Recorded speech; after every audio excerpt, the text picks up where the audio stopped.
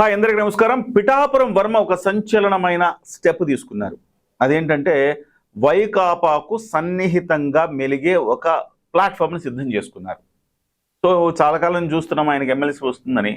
కానీ ఆయన ప్రవర్తన కారణంగా ఆయనకు ముఖ్యమంత్రి చంద్రబాబు నాయుడు గారు ఆయనకి ఎమ్మెల్సీ ఇవ్వటానికి ముందుకు రావట్లేదు.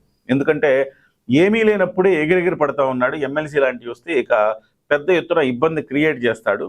పిఠాపురంలో ప్రతిరోజు ఒక అలజడి సృష్టించగలిగిన శక్తిమంతుడు పిఠాపురం వర్మ.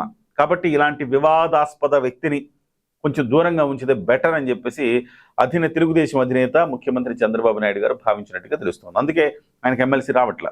సో ఆల్మోస్ట్ పిఠాపురం ప్రజలు కూడా మర్చిపోతా ఉన్నారు. ఎందుకంటే పవన్ కళ్యాణ్ గారు మైమరిపిస్తున్నారు అని చెప్పాలి. సో ప్రతి చోట ఆయన ఆత్మీయ స్పర్శ ఆయనది కనబడతా ఉంది. ఒక అన్నలాగా, ఒక తమ్ముళ్లాగా, ఒక కొడుకులాగా ఆయన ఆత్మీయ స్పర్శ ప్రతి చోట కనబడుతోంది. వరలక్ష్మి వ్రతం వచ్చినా, లేకపోతే ఏదైనా పండుగ వచ్చినా, పబ్బం వచ్చినా, రాఖీ వచ్చినా, ఏదొచ్చినా, టీచర్స్ డే వస్తే కూడా టీచర్స్కు ఆయన బట్టలు పంపిణీ చేశారు. ఈ రకంగా ఆయన ప్రతి చోట ఆత్మీయ స్పర్శ చూపిస్తుండటంతో పిఠాపురం ప్రజలు మా అంత అదృష్టవంతులు ఈ రాష్ట్రంలో ఏ నియోజకవర్గ ప్రజలు లేరు అనుకునేంతగా ఆయన ఆ ప్రజలందరూ కూడా పవన్ కళ్యాణ్ గారికి అటాచ్ అయిపోయారని చెప్పాలి. చివరికి వర్మను అయితే పూర్తి స్థాయిలో మర్చిపోయారు. మరి వర్మ ఏం చేయాలా? తన ఉనికిని చాటుకోవటానికి వర్మ చేయని ప్రయత్నం అంటూ లేదు. మన ఎప్పుడో మంత్రి నారాయణ గారిని తీసుకొచ్చి కొంచెం హడావిడి చేశారు. పిఠాపురం మున్సిపాలిటీలో నారాయణ గారు మున్సిపల్ శాఖ మంత్రి కదా, ఆయన తీసుకొచ్చి కాస్త హడావిడి షో ఆఫ్ చేశారు. షో ఆఫ్ చేయగానే నారాయణ గారి మీద అక్షింతలు పడ్డాయి. నారాయణ గారు పవన్ కళ్యాణ్ గారు లేకుండా ఆ ఎమ్మెల్యే, ఆ నియోజకవర్గ ఎమ్మెల్యే లేకుండా, ఆ నియోజకవర్గ ఎమ్మెల్యేకి చెప్పకుండా, పైగా ఉప ముఖ్యమంత్రి వర్యులు ఆయనకి చెప్పకుండా నారాయణ గారు అక్కడ షో ఆఫ్ చేయడం ఏంటి? కాబట్టి నారాయణ గారికి అక్షింతలు పడ్డంగానే నారాయణ గారు సారీ అని చెప్పారు. సో పొరపాటు జరిగిపోయింది, ఏదో హుషారెత్తి మన వర్మ పిలుస్తున్నాడు కదా, మనం వెళ్దాం, పిఠాపురంలో మున్సిపాలిటీలో జరిగిన అభివృద్ధి అంతా చూపించేద్దామని చెప్పేసి వెళ్ళిపోయారు.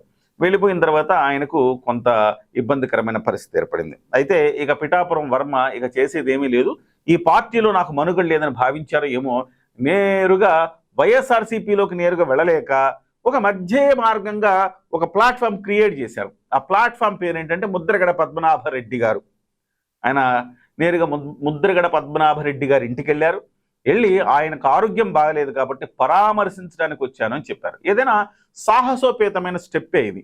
ఎందుకంటే ముద్రగడ పద్మనాభరెడ్డి తెలుగుదేశం పార్టీ అధినేతను నానాబూతులు తిట్టిన పరిస్థితి.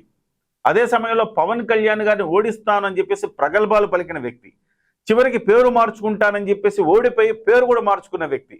అలాంటి ముద్రగడ పద్మనాభరెడ్డి గారి ఇంటికి వెళ్ళటంలో ఆంతర్యం ఏంటి అని ఇప్పుడు చర్చించుకుంటా ఉన్నారు. ఏముంటుంది ఆంతర్యం? ముద్రగడ పద్మనాభరెడ్డి ఇంటికి వెళ్తే అంటే శత్రువుకు శత్రువు మిత్రుడు అనే కదా.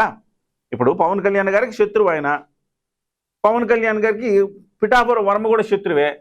ఆ రకంగా ఏం చేసి ఇద్దరు శత్రువులు కలిసి ఒకటయ్యారు. కాకపోతే ఇద్దరు పార్టీలు వేరు. ఒంటి కాలు మీద లేస్తారు ముద్రగడ పద్మనాభరెడ్డి గారు చంద్రబాబు నాయుడు గారి మీద. మరి చంద్రబాబు నాయుడు గారు ఏ రకంగా తీసుకుంటారు ఈ పరిణామాన్ని? అంటే పార్టీ నుంచి సస్పెన్షన్ చేసినా పర్లేదు అని ఏమన్నా పిఠాపురం వర్మ భావిస్తున్నారా?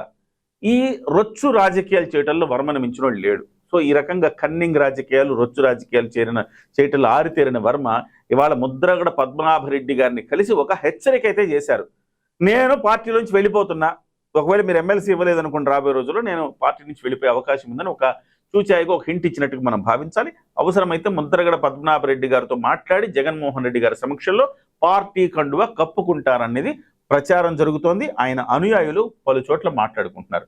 మరి ముద్రగడ పద్మనాభరెడ్డి గారి సహాయంతో వర్మ గారు వైసీపీలోకి వెళ్ళటం అనేది మంచి పరిణామమేనా, లేకపోతే ఆయన టీడీపీలోనే ఉండాలా? ఏం జరగాలి?